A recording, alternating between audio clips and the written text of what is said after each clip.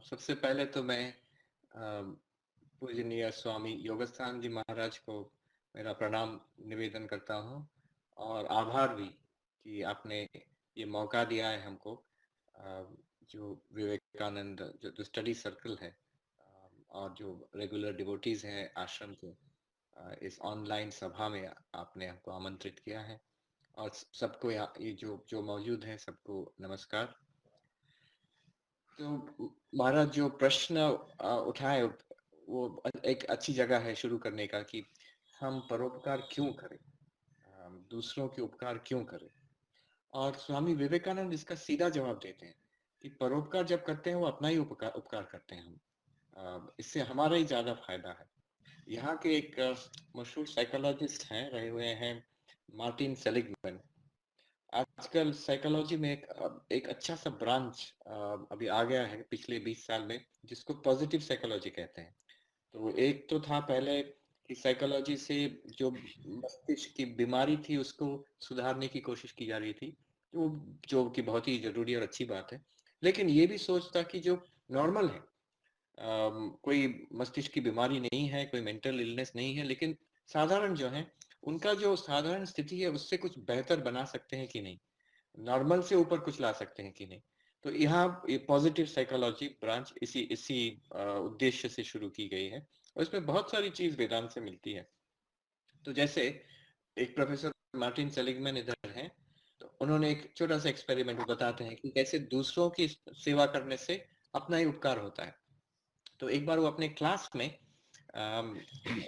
जो स्टूडेंट्स हैं उनको साइकोलॉजी क्लास में बताए कि आज हम क्लास नहीं होगा, हम लोग सब सिनेमा देखने जाएंगे। तो छात्र तो तुरंत खुश हो गए, तो चलिए। तो सब मिलके सिनेमा गए, तो फिल्म देख के वापस आ गए।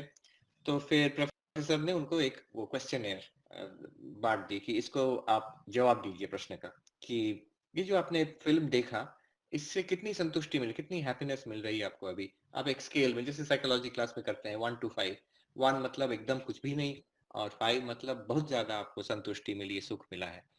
तो जैसे जैसे जिसको जैसे लगा वो कुछ भर दिए, 3 4 5 कुछ भी दे दिए।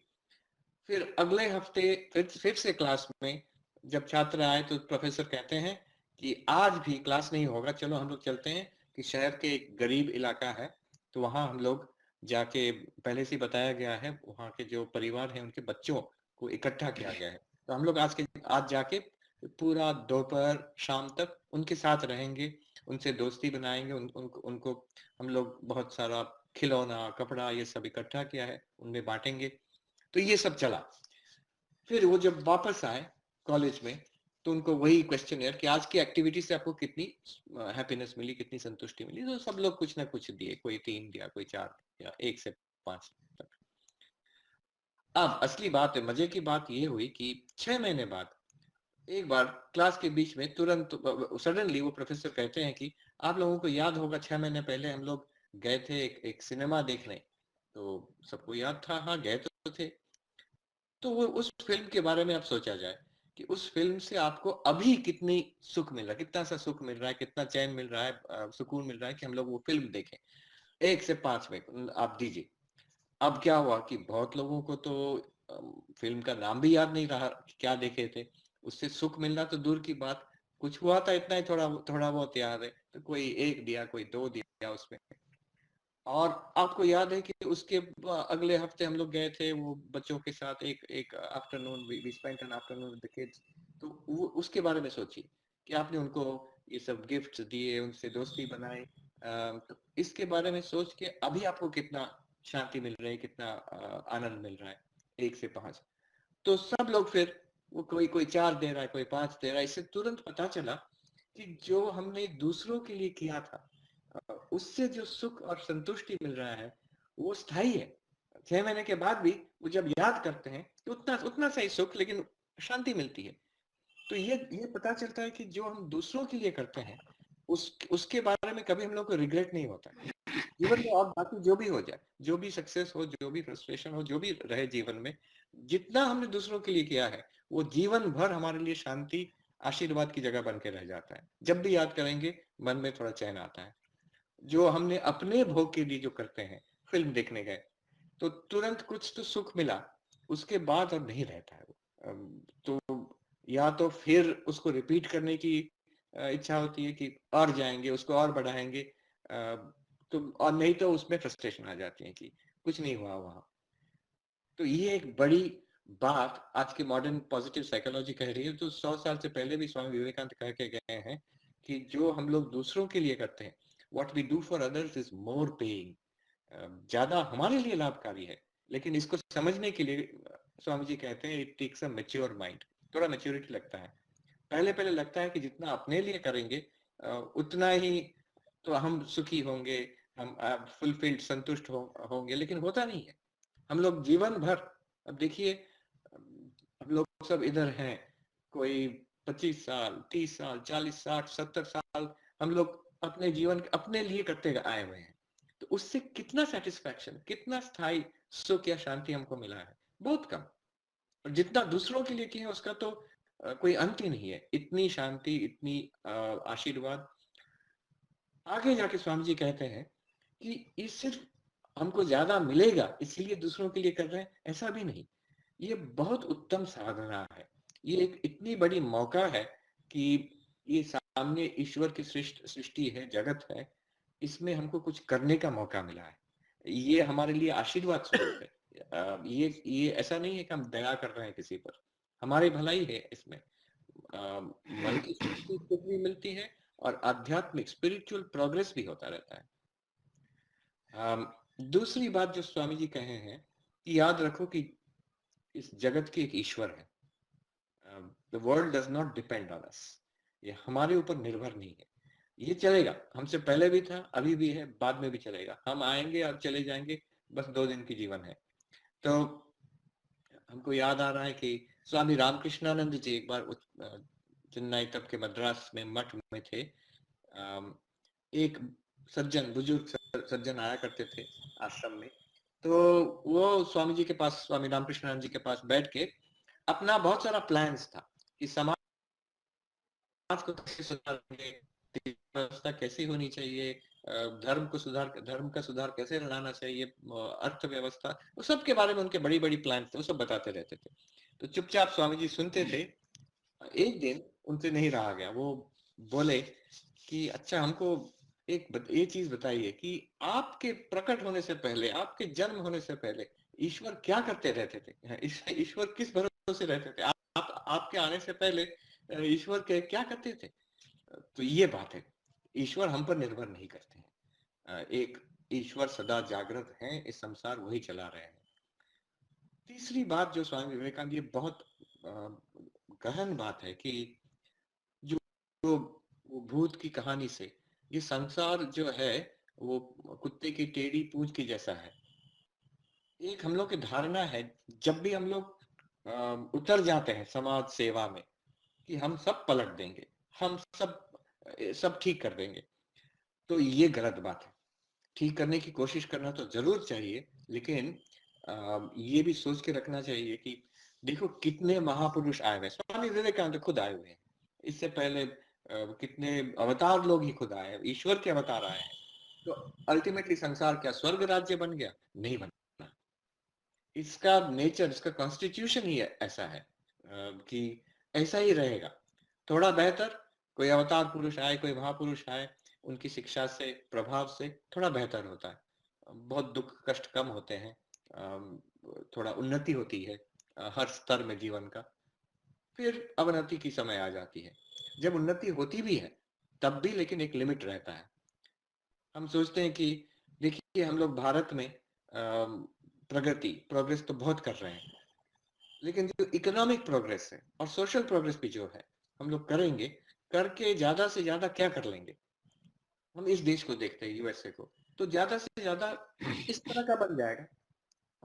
आज नहीं तो 20, 25, 50 साल में इस तरह का कुछ बन जाएगा। तो बनने के बाद क्या हुआ? आप इधर का सोसाइटी को देखिएगा तो हाँ, लोगों का इकोनॉमिक नेसेसिटी काफी हद तक पूरी हो चुकी है, ऐश और आराम है। लेकिन उसका जो नेगेटिव साइड है, ये यहाँ नहीं रहने से पता नहीं चलता है कि जो लोनलीनेस है, मीनिंगलेसनेस है, दुख है लोगों के जीवन में, तो ये यहाँ देखने से पता चलता है। ये जो शहर है न्यूयॉर्क का जो खास इलाका है, मैनहट्टन में हम रहते हैं, पास में वॉल स्ट्रीट है। हम दो ऐसे जगह को देखे हैं यूएसए में। एक हॉलीवुड है, जहाँ जो इंडिया का जैसे बॉलीवुड है, वो हॉलीवुड सारा विश्व में मशहूर है। वहाँ ग्लैमर, जो नाम यश का एकदम, तो वो एकदम चिड़ांत है उधर। और इधर है मैनहट्टन में है पैसा, पैसा की महत्व है। तो ठाकुर जो कहते हैं काम कांचन, ये दोनों की एकदम मूर्तिमान रूप है। और ये दोनों जगह में लोगों की इतनी दुख है, इतनी महत्वाकांक्षा है, जो सेटिस्फाइड नहीं होती है, सेटिस्फाइड होने से और बढ़ती जाती है। तो इससे पता चलता है कि होना चाहिए, इम्प्रूवमेंट होना चाहिए, प्रगति होना चाहिए, जरूर आगे बढ़िए। लेकिन कभी ये मत सोचिए कि ये करके एक दिन हम अमेरिका में चले जाएंगे, अच्छी डिग्री लेके वहां नौकरी करेंगे, या यहीं पर इंडिया में हम इसी को न्यूयॉर्क और या हॉलीवुड लॉस एंजल्स बना देंगे, तब सब ठीक हो जाएगा। ठीक नहीं होगा, ठीक नहीं होगा। बहुत ज्यादा फर्क नहीं पड़ेगा। यहाँ के लोग भी देखते हैं जब इंडिया की ओर, तो सोचते हैं कि अलग अलग तरीके से। कल ही पढ़ रहे थे कि जो कोरोना वायरस आया है, सबसे ज्यादा इम्पैक्ट कहाँ पर हुआ? ये माया की ऐसी खेल है, सबसे ज्यादा इम्पैक्ट यहीं पर हुआ है। हम तो तब थे मार्च अप्रैल मई में, जब हजारों की संख्या में, आज इंडिया में, टोटल इंडिया में जितने लोग मर रहे हैं एक दिन में, उतना एक दिन में इस एक शहर में मर रहे थे, न्यूयॉर्क में।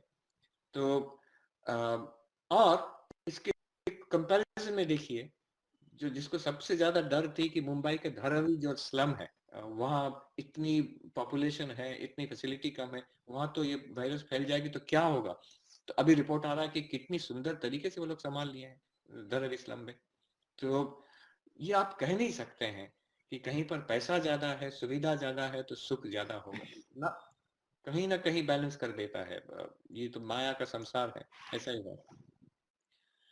जो सोचता है कि हम ठीक कर देंगे सब, तो उसके थोड़ा उसके जीवन में दुख लिखा हुआ था। जैसे ईश्वर चंद्र विद्यासागर को लीजिए, इतने बड़े महापुरुष, और जीवन भर परोपकार करते रहे।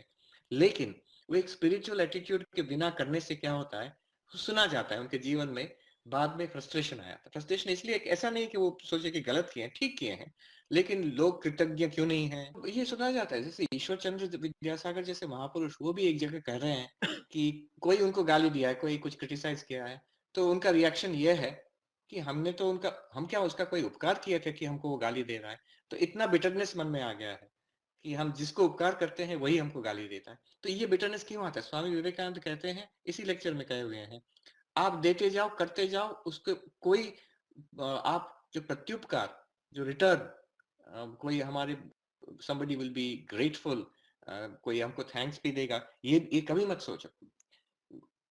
अपना my my work is my spiritual practice, मेरा ईश्वर लाभ के लिए मैं कर रहा हूँ, ना कि तुम्हारा थैंक्स के लिए कर रहा हूँ। तो ये एक सोचने सोचने लायक बात है। लेकिन यहाँ पर ये बात बहुत समझने लायक है कि कोई अच्छा या महान उद्देश्य जीवन में रख के आगे बढ़ना है।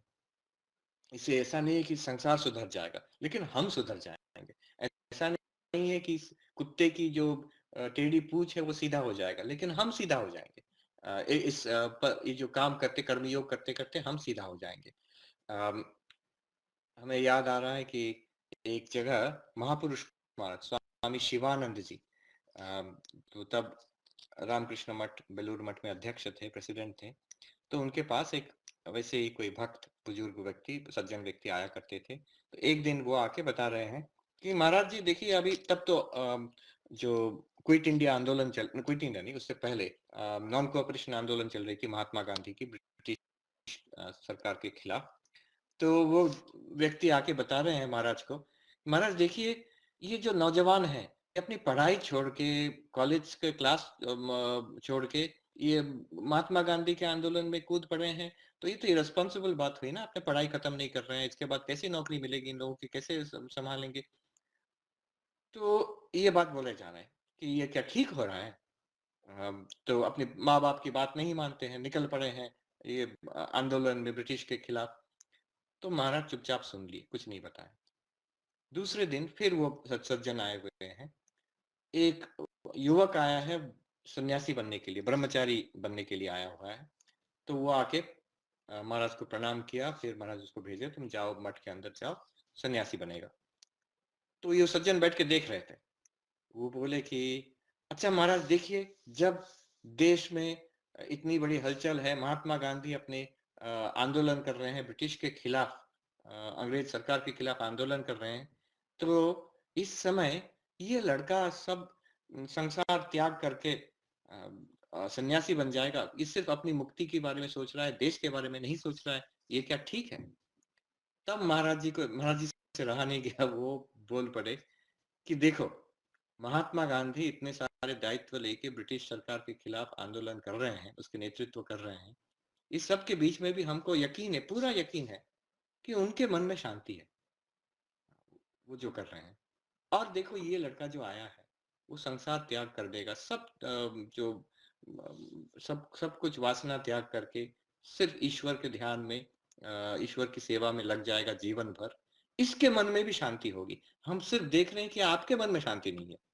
तो ये एक सीखने लायक बात है कि एक महान उद्देश्य लेके आगे बढ़ जाना चाहिए, वो जो भी हो। कोई संसार त्याग करके साधना करके ईश्वर लाभ करना चाहता है तो करे, तो बहुत अच्छी बात है। कोई समाज की सेवा में कूद पड़े तो भी वो भी करे, वो भी बहुत अच्छी बात है। तो और एक चौथी बात जो स्वामी विवेकानंद कहते हैं कि फैनेटिसिज्म, जो हिंदी में बोल रहे थे दुराग्रह, कि मेरा ही रास्ता ठीक है और बाकी सब गलत है, ये नहीं करना चाहिए।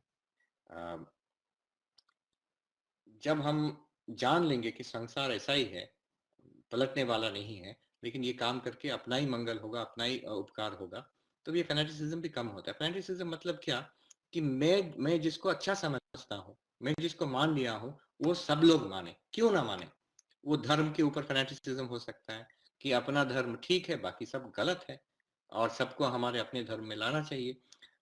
तो आपको सुन के ताज्जुब होगी कि इतने प्रगतिशील देश अमेरिका में, जहाँ सोच इतने उदार हैं, उन्नत हैं, लेकिन रिलीजन के बारे में, पॉलिटिक्स के बारे में जो नैरोनेस है, आपको ताज्जुब होगा। साधारण साधारण लोग इंडिया में, उनको ऐसी नैरोनेस नहीं है।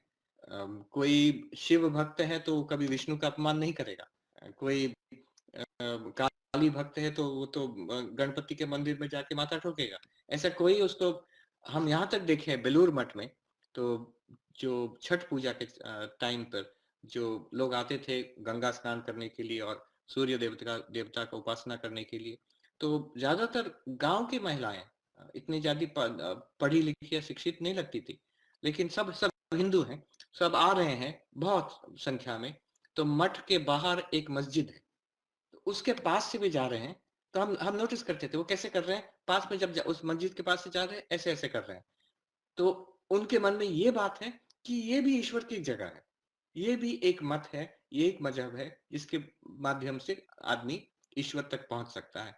यहाँ कोई संकीर्ण भाव नहीं है। तो हमको तो ताज्जुब लगा कि ऐसे देश में आके यहाँ धर्म के बारे में इतनी संकीर्णता, कि क्यों आता है कि ये ठीक है, मैं जो पकड़ा हूं ये ठीक है, बाकी सब जाएंगे नरक में। ऐसी सोच है जो इंडिया में शायद किसी को नहीं होगा। चाहे हम हमारे आपस में भेद हो, डिफरेंस हो, लेकिन हम जानते हैं ये सब एक एक रास्ते हैं। श्री रामकृष्ण जैसे बताए हैं कि एक एक रास्ते हैं ईश्वर तक पहुंचने के लिए। इसके बारे में फैनेटिसिज्म नहीं है हमको। तो उसी तरह से ये शायद ये धर्म के बारे में हो या पॉलिटिक्स के बारे में हो, ये एक तरह का फैनेटिसिज्म यहाँ पर बहुत ज्यादा है।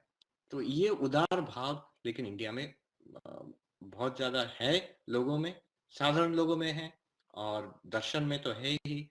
और ये यहाँ यहाँ के लोगों का एक सीखने की बात है कि कैसे हमको कोई बताए थे कि आप लोग यहाँ धर्म के समन्वय के बारे में बहुत बोलते हैं इंडिया में, लेकिन कहाँ हमको तो दिखाई नहीं देता है कि कहाँ आपका मीटिंग कहाँ है, सेमिनार कहाँ है, वर्कशॉप कहाँ है हार्मनी ऑफ रिलीजन के लिए।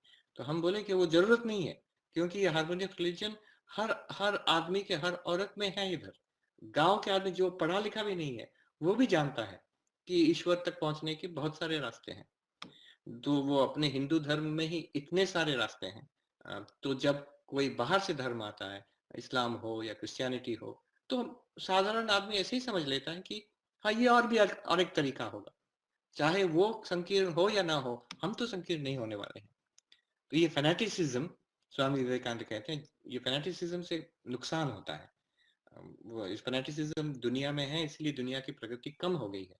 जब ये फैनेटिसिज्म चला जाएगा, मन भी शांत होगा, अपना स्नायु भी ठंडा होगा, तो उसका काम करने की क्षमता भी बढ़ जाएगी।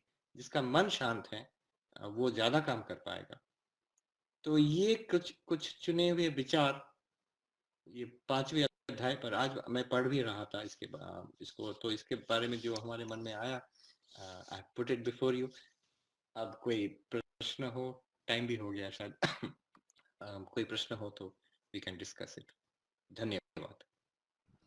जी महाराज, बहुत बहुत धन्यवाद आपका। मैं क्वेश्चन के लिए आशीष भैया, आप क्वेश्चन। प्रणाम महाराज जी। महाराज जी, सर्वप्रथम तो एक शिकायत भी और एक रिक्वेस्ट भी थी आपसे कि आपके लेक्चर्स हिंदी में नहीं मिलते हैं। और हम लोगों को मतलब हाँ, हिंदी थोड़ा इजी होता है, तो स्पेशली जी, हु एम आई पे जो आपके लेक्चर्स है और उपनिषदों को हाँ, आपने जितने इजीली तरीके से उपनिषदों को लेके आपने समझाया है, तो जी। वो लेक्चर्स अगर हिंदी में हमें मिल पाए या और आप कर पाए तो बहुत आनंद रहेगा हमारे लिए। हाँ, अभी महाराज जी से, बंकिम महाराज जी से बात हो रही थी इस पर, और कई बार हमको रिक्वेस्ट भी मिल चुका है, लेकिन मुश्किल इधर ये है कि ऑडियंस नहीं मिलती। अब ये कोरोना वायरस की महिमा से शायद ये हो भी जाए। जी यहाँ पर तो सबको इंग्लिश में ही बताना पड़ता है। जी जी इवन जो इंडियन ऑडियंस इधर हैं, तो इतने मिक्स्ड ऑडियंस है। कोई बंगाली है, कोई साउथ इंडियन है, कोई हिंदी भाषी है, तो सिर्फ हिंदी में तो बता नहीं सकते, तो इसलिए अल्टीमेटली वो इंग्लिश में ही हो जाती है। और इससे क्या होता है कि मेरा हिंदी बोलने की जो अभ्यास है वो भी थोड़ा कम हो गया है, लेकिन बोलते बोलते हो जाएगा, तो वो तो कोई जी बात नहीं, जी। देखा और जाएगा। महाराज भी सोच रहे हैं इसके बारे में। जी महाराज जी प्लीज। और दूसरा क्वेश्चन ये था महाराज जी कि हम दूसरों की सहायता के लिए जब विचार आता है करना चाहिए, पर कई लोग इसका गलत फायदा उठाते हैं। अ, और जैसे रास्ते में भी हमें कई लोग मिलते हैं जो कुछ झूठ बोलकर और सहायता के लिए कि हम यहाँ खो गए हैं या हमारा पैसा चला गया है, इस तरीके से बीवी बच्चों के साथ भी होते हैं, मदद मांगते हैं। इस तरह के कई उदाहरण आते हैं। तो ये जो अपात्र को दान वाला जो पॉइंट आता है, तो वहां पे थोड़ा सा मन वो हो जाता है, लेकिन अगर नहीं करते उस समय उनकी सहायता तो बाद में दुख भी होता है बहुत। तो इसे कैसे मैनेज करना चाहिए, या वहां देना चाहिए या जी, नहीं सहायता? दोनों दो बात है इसमें। एक तो है कि जहां हो सके सहायता करो। जैसे माँ शारदा खुद कहते हैं, कोई एक डिस्पेंसरी में साधु काम कर रहे थे, तो उनको वो देखे कि डिस्पेंसरी गरीबों के लिए था, जो मुफ्त की मेडिसिन दिया जाता था उधर। तो जो वहाँ सन्यासी महाराज थे, वो देखे कि जो गरीब नहीं है, जो पैसा दे भी सकता है, वो उधर आके लाइन में खड़ा हो जाता है, क्योंकि मुफ्त का मेडिसिन मिल जाता है, ट्रीटमेंट। तो वो माँ शारदा से जाके पूछे थे कि ये कैसे, ये तो इनके लिए नहीं है लेकिन आ रहे हैं, तो हम कैसे समझेंगे, क्या करेंगे? तो उन्होंने एक बहुत सुंदर प्रिंसिपल बता दिया। देखो बाबा, जो मांगता है, जो जो चाहता है, वो गरीब है। तो तुम इतना सोचो मत, उसको उसको दे दो। तो ये एक बात हुई। तो अपने मन को या हृदय को ओपन रखना चाहिए, उदार रखना चाहिए। और दूसरा, जो अपोजिट बात है, श्री रामकृष्ण कहे हैं एकाधिक बार कि भक्त होगा तो मूर्ख क्यों होगा। तो ये बुद्धि भी रखनी चाहिए कि एक बार ऐसा हुआ था, हमको कोई पैसा दिया था, 400-500 रुपए, कोई धनी व्यक्ति दिए थे। हम तब इंडिया में थे, तब तब के समय में 400-500 रुपए बहुत ज्यादा होता था। तो हम तो सोचे कि नहीं रखेंगे, तो जो भी पहला आया कोई पैसा मांग रहा है, हम उसको दे दिए। तो हमको बाद में बहुत डांट पड़ी एक सन्यासी से, तुम जानते हो वो पियक्कड़ है, तो तुम तो पैसा वो आप अच्छी अच्छी चीज में काम में लगा सकते थे, और दूसरा ये उसका तुम उपकार नहीं किया, उसका क्षति कर दिए। तो ये बात सच है कि अपनी थोड़ा बुद्धि लगानी चाहिए। जहाँ अच्छा काम हो रहा है, अपना अपना समय, पैसा, एफर्ट वहां देना चाहिए। रामकृष्ण मिशन पर इतना क्यों भरोसा है? इधर भी देखते हैं इंडियन कम्युनिटी का, रामकृष्ण मिशन के नाम में कोई मानता है तो तुरंत वो दे देते हैं। उसका भरोसा इसलिए है कि ये ठीक पात्र है। ये जो दिया जाएगा वो पूरा काम उसी से वो करेंगे, उससे ज्यादा भी करेंगे। तो या तो ये दोनों बात रखनी चाहिए, मन खुला रखना चाहिए। एक बार हम लोग हावड़ा स्टेशन में थे, तो वहाँ तो होते हैं कि भिखारी, औरत है, गोद में बच्चा भी है, और देखने से पता ही चलता है खाना नहीं मिल रहा है, बहुत गरीब है। तो एक आके पैसा मांग रही है पैसेंजर से। तो एक पैसेंजर थे, वो बोले स्वामी जी मत दीजिए, देखिए। वो जाके उसको डांटी कि ये तुम्हारा बच्चा है? तो वो डर के भाग गई।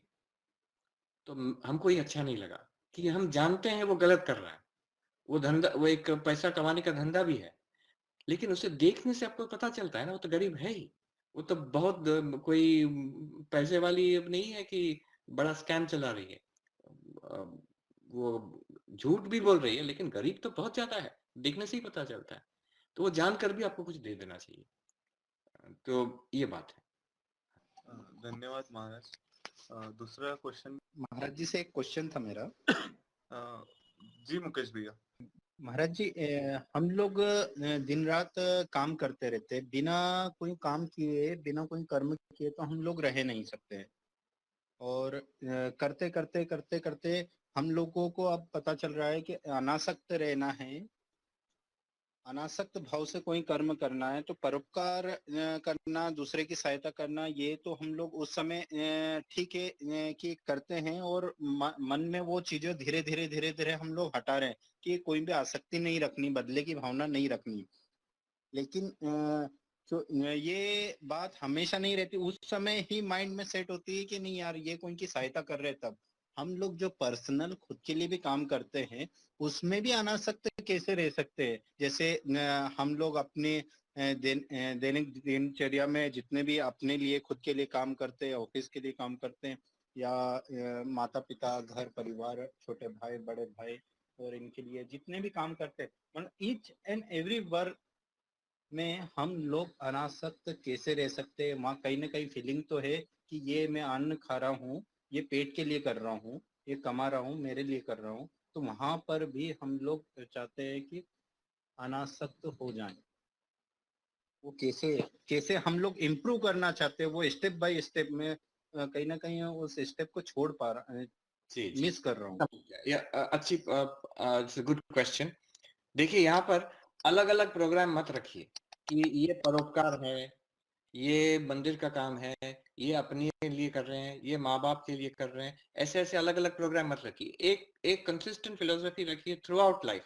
एक ही फिलोसफी है। वो फिलोसफी क्या है?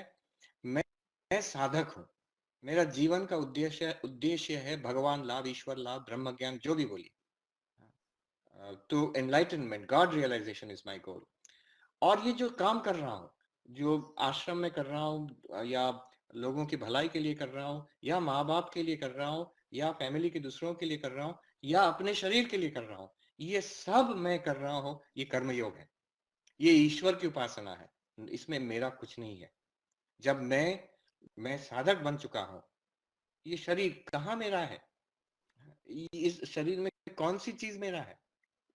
एक साधु उधर उत्तराखंड में बढ़िया बताए थे कि देखो, ये साधु, ये शरीर तुम्हारा है, तुम्हारा कागज दिखाओ, कहाँ है तुम्हारा कागज कि तो तुम you are the owner of this body. ये शरीर तुमने बनाया है, ये माँ बाप ने भी नहीं बनाया है।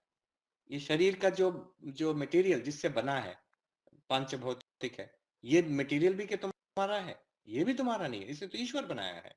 अच्छा, ये शरीर तुम्हारी बात मानता है? Does it obey you? बिल्कुल भी नहीं। ये शरीर में जितने सारे काम चल रहे हैं, प्राण की जो जो कर्म कलाप चल रही है, इसका एक अंश के ऊपर भी हमारा कंट्रोल नहीं है। और वो अच्छी बात है, वो तो प्रकृति कर रही है। वो अगर खुद हम करना शुरू करें तो 2 मिनट में पूरा आईसीयू में ले जाना पड़ेगा, तो शरीर कोलैप्स कर जाएगी। इसमें एक चीज ऐसा नहीं है जिस पर हमारा कुछ खास कंट्रोल है। तो ये शरीर भी हमारा नहीं है, ये सब ईश्वर का है। देखो, जो ये एक गहन बात है, जो हमारे एक बहुत बड़े संत रहे, वो तब थे जो स्वर्गाश्रम ऋषिकेश में रहते थे, रामसुख दास जी थे। तो उनका एक बहुत अच्छा गीता पर प्रवचन है, साधक संजीवनी। तो वो थे विशिष्ट अद्वैती। तो उनका जो दर्शन था कि जो नित्य है, नित्य का साथ उसका संबंध है, नित्य का संबंध कभी अनित्य से नहीं है। तो आप नित्य आत्मा है, आपका संबंध नित्य संबंध है नित्य परमात्मा से, उसको आप भूल चुके हैं। उसको हम लोग उसके बारे में सोचते नहीं है, नाम को पता है। और जो अनित्य वस्तु है संसार में, घर गृहस्थी, माँ बाप, स्त्री पुत्र, जो भी है, ये सब अनित्य है। पैसा शोहरत जो भी है, ये सब अनित्य है। इससे हम लोग जोड़ लिए हैं संपर्क, तो इससे दुख मिलेगा। नित्य को कभी अनित्य से संपर्क नहीं होता है, वो माना हुआ है, गलत संपर्क है। तो वो ये संपर्क छोड़ देना है और संपर्क जोड़ना है, संबंध जोड़ना है नित्य से, जो परमात्मा है।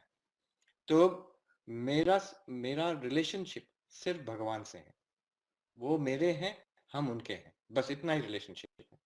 और बाकी सब जो है संसार में, इंक्लूडिंग बॉडी, इंक्लूडिंग माइंड, ये संसार का है, इसको संसार का सेवा में लगा दो। एक एक बहुत अच्छे साधु थे, रामानंद सरस्वती जी। तो उनको मैंने पहली बार मिला था इसमें हरिद कंखल में। तो हम उनके बारे में सुने थे, उनके दर्शन करने गए। अभी तक याद है हमको, वो कॉपिन पहन के एक कमरे के मेज पर बैठे हुए थे। तो मेरा कोई प्रश्न पूछने से पहले वो ऐसी कुछ मूल्यवान बात बता दी हमको, जो हम लिख लिए उसको। आज तक मेरा यहाँ पर न्यूयॉर्क तक लिया है उसको, नोटबुक को।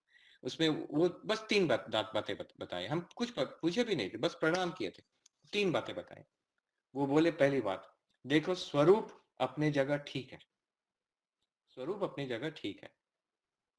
मैं अभी व्याख्या नहीं कर रहा हूँ, वो क्या बताया थे मैं बता देता हूँ। स्वरूप अपनी जगह ठीक है, नंबर 1। नंबर 2, अब इस शरीर मन का क्या करना है? ईश्वर का है, ईश्वर को अर्पण कर दो, ईश्वर की सेवा में लगा दो। तीसरी बात, देखो अहंकार ना हो। बस 3 बात बता दी। स्वरूप अपनी जगह ठीक है, मतलब तुम तो आत्मा ब्रह्म नित्य शुद्ध मुक्त हो ही।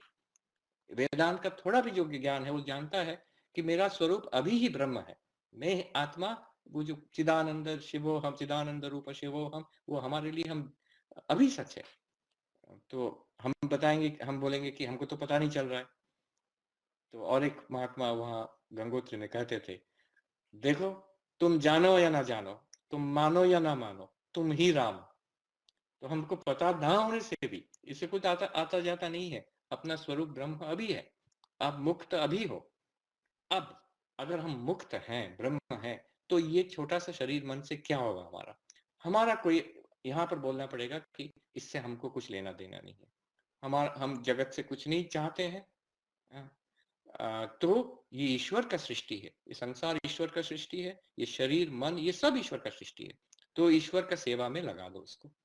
ईश्वर का सेवा कैसे करेंगे? जैसी स्थिति है, जैसी आपको प्रारब्ध कर्म जहां पर जिस कुरुक्षेत्र में छोड़ गया है वहीं पर करेंगे हम। तो और अहंकार ना हो, अहंकार ना हो मतलब अहंकार के साथ मत जुड़ जाओ। तुम अहंकार के दृष्टा हो, न तुम अहंकार हो। ये जो अहंग बुद्धि है, ये एक फंक्शन है अंतःकरण की, ये बस मन की एक खेल है, ये हम नहीं है, बस इतना ही। तो ऐसी फिलोसफी रहेगी, तब ये सोच नहीं आएगा कि ये काम तो परोपकार है, ये दूसरों के लिए कर रहे हैं। ये लेकिन माता पिता का सेवा है, तो मेरे माता पिता हैं इसीलिए हम सेवा कर रहे हैं। और ये जो खाना खा रहे हैं ये तो अपने लिए खा रहे हैं, नौकरी करके पैसा मिल रहा है ये तो अपने लिए मिल रहा है। ये अपना पराया का सब सोच चला जाएगा, क्योंकि ये सब कुछ ईश्वर का है। तो एक फिलोसफी रहेगा जीवन में, अलग अलग फ्रेगमेंटेड सेपरेटेड फिलोसफी नहीं। धन्यवाद महाराज। निर्धारित समय से ज्यादा हो गए, हम 2 क्विक क्वेश्चन और ले लेंगे जी आपकी आज्ञा से। प्रसाद भैया, आप कुछ पूछना चाह रहे थे? महाराज प्रणाम। महाराज, हम जो भी कर्तव्य करते हैं और हम दीक्षित हैं, दीक्षित भक्त हैं, तो हमारे सभी कर्तव्यों का भार ठाकुर जी उठाते हैं। तो अब हमसे गलतियां भी होती है, तो हम सभी कर्म उन्हें ही समर्पित करते हैं। तो गलती होने से मन में बड़ा दुख रहता है कि हम अपने गुरु के चरणों में हमारे गलत कर्मों को भी अर्पित कर रहे हैं। उसे हम कैसे रोकें? उसके लिए मन में क्या भाव रहे महाराज? मन में बस इतना ही भाव रहे कि मैं गलती हुआ मान लिया हूं और इसका दोबारा न करने का प्रयास करूंगा, इतने से हो जाता है। अगर मन में ज्यादा ग्लानि हो तो कुछ प्रायश्चित कर लीजिए, ज्यादा जप कर लीजिए, लेकिन इतने से ही हो जाता है कि आगे ना करेंगे। सच में ऑनेस्टली एफर्ट करेंगे कि इस I will not repeat it. मान लिए हैं कि हमसे गलती हो रही है, बस ईश्वर से क्षमा मांग लेंगे और आगे बढ़ जाएंगे। ज्यादा उसमें मत फंसिए कि हम पापी हैं, हमसे गलती हो रही है, हमसे नहीं होगा। नहीं, ऐसी बात नहीं है। लास्ट क्वेश्चन विनायक जी प्रणाम महाराज। महाराज मेरा क्वेश्चन है कि जैसे हम लोग ऐसे कर्म करते रहते हैं कि कुछ कुछ तो हमको सिखाए गए हैं और कुछ हम, जैसे मैं स्टूडेंट हूँ अभी एमसीए का, तो फिर ऐसे कर्म करते रहते हैं। तो कई बार इस एक्शन में हम भूल जाते हैं बहुत सारी चीज़ों को, हमारे प्रिंसिपल्स को, एंड वो एक डेड टाइप हो जाते हैं। तो उस सिचुएशन में हम उस सिचुएशन को कैसे हैंडल करें? पहली बात तो एक जीवन का उद्देश्य बना लीजिए। ये एकदम फर्स्ट डिसीजन, ये जस्ट मन में उद्देश्य बनाना है कि मैं क्या हूं, मेरा जीवन का उद्देश्य क्या है।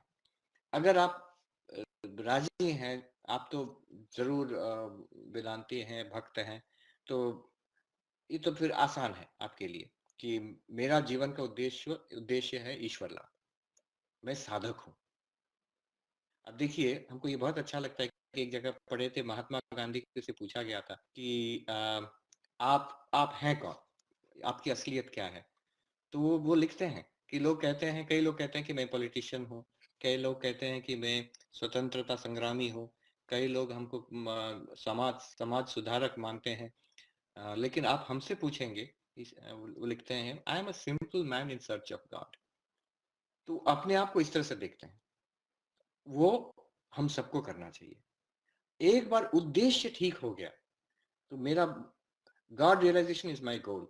हाँ, अभी आप स्टूडेंट हैं या आप नौकरी में हैं, फैमिली में हैं, तो वहां पर वही आपका कुरुक्षेत्र है, वही आप वहां पर आपको प्रैक्टिस करना है। इन लोगों के साथ इस कर्म में हमको अपना साधना बनाना है। तो ये तो वेदांत की दृष्टि से एक अच्छी, बहुत पावरफुल साधना है कि जो काम हम दिन भर कर रहे हैं वो भी मेरा साधना है, उससे अलग मेरा साधना नहीं है। एक बार उद्देश्य ठीक हो जाए, उसके बाद हम कोशिश करेंगे जीवन में जो पहलू है, जो जो एस्पेक्ट्स है, सबको साधना बना देंगे। स्पिरिचुअल प्रैक्टिस, जप ध्यान तो है ही, प्रार्थना है, भक्ति है, लेकिन कर्म भी है। सिर्फ परोपकार का कर्म नहीं, जो कर्म हम कर रहे हैं, तो जैसे अपने जो दायित्व है, कोई पढ़ाई कर रहा है, कोई ऑफिस में काम कर रहा है, अपनी फैमिली के साथ जो बर्ताव कर रहा है, ये सब में एक दिव्य भाव लाना है। ये हम कर्म योग कर रहे हैं, ईश्वर की सेवा कर रहे हैं, हम ठाकुर की मंत्र मिला है, तो ये सब ठाकुर जी का पूजा है। इवन थियोरेटिकली मन में अगर ये थोड़ा थियोरेटिकली रखेंगे, ये बाकी सब चीजों का जवाब मिल जाएगा हमको कि ये क्या निरर्थक कर्म है, ये कर्म मैकेनिकली हो रहा है, इसमें अपना प्रिंसिपल भूल रहे हैं। नहीं, जो भी कर्म कर रहे हैं ये साधना है, उसमें प्रिंसिपल तो याद रहेगा। जब कर रहे हैं तब नहीं रह सकता है, शायद बाद में याद आ जाए, धीरे धीरे वो सुधर जाएगा। लेकिन प्रिंसिपल गोल एक सबके पीछे एक प्रधान उद्देश्य रहना चाहिए। और हमको लगता है कि हम लोग जो हैं, जो भक्त हैं, जो साधक हैं, हमारे लिए तो वो परम उद्देश्य एक ही है। तो मोक्ष बोलिए, गॉड रियलाइजेशन बोलिए, सबके लिए है। हम स्टूडेंट्स को बताते थे जब इंडिया में थे कि देखो, there should be an aim in life, high and noble aim in life.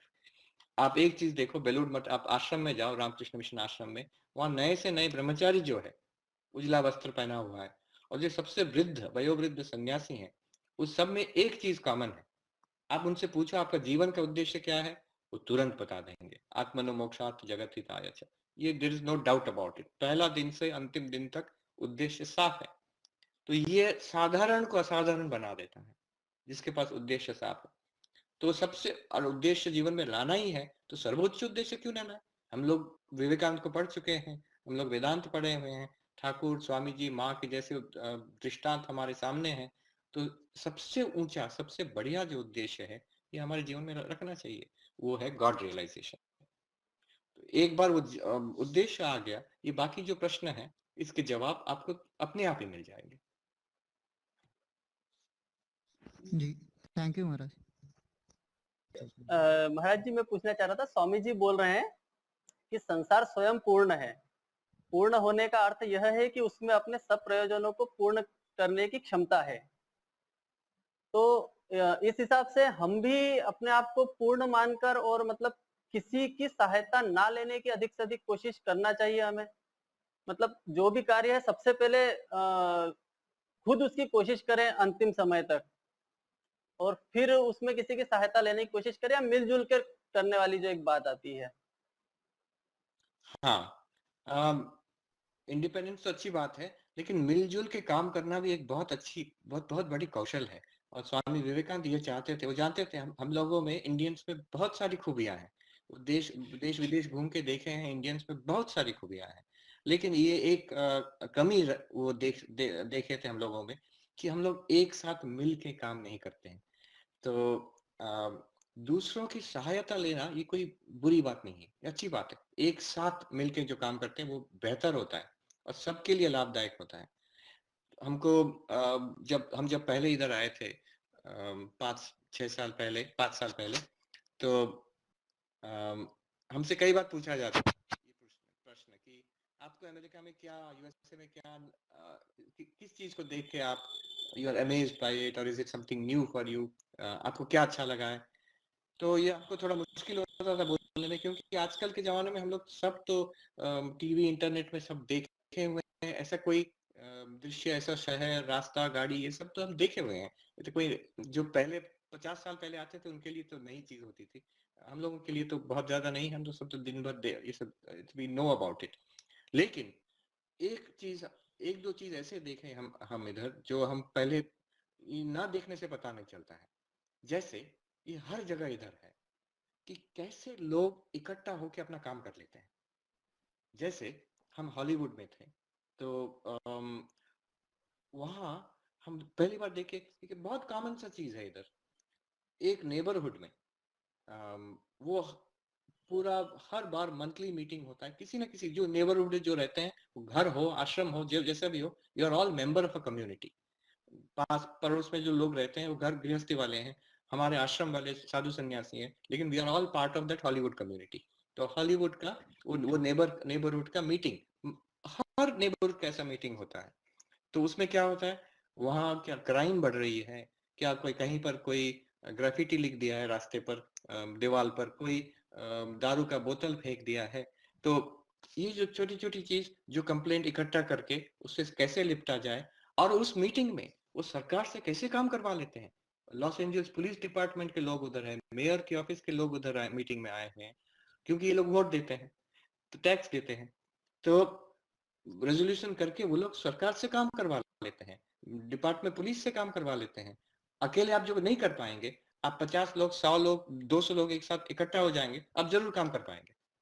तो ये हमने देखा सब जगह, जैसे भी प्रॉब्लम है वो सरकार पर निर्भर नहीं करते हैं, धनी लोगों पर निर्भर नहीं करते हैं, एनजीओ पर निर्भर नहीं करते हैं, वो अपने आप पर निर्भर, लेकिन इंडिविजुअली नहीं।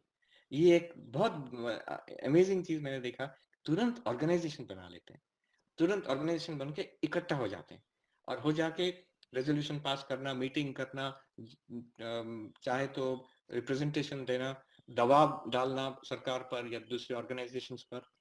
ये एक हम लोगों में सीखने वाली बात है।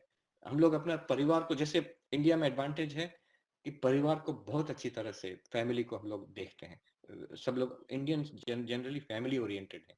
ये यहाँ के लोगों की सीखने लायक है कि यहाँ फैमिली की हालत बहुत खराब है। लेकिन ये लोग सोसाइटी कम्युनिटी ओरिएंटेड है, जो हम लोग ज्यादा नहीं है। हम लोग अपना फैमिली तक, और चाहे तो फ्लैट वालों के साथ थोड़ा हो सकता है, एक कमिटी हो सकता है, लेकिन मोहल्ला वाले, शहर के लोग, एक नेबरहुड के लोग, ये हम लोग इकट्ठा होना नहीं जानते हैं। तो एक साथ काम करने की जो क्षमता है और कौशल है, ये हम लोगों को सीखना चाहिए। दूसरों की सहायता लेना कोई शर्म की बात नहीं है। अगर कोई अच्छी काम के लिए है, तो सहायता लेना चाहिए। उसमें उन लोगों को भी सीख मिलेगी और उनका भी उपकार होगा। अच्छा ही होगा, इवोल्यूशन होगा, टू वर्क टुगेदर।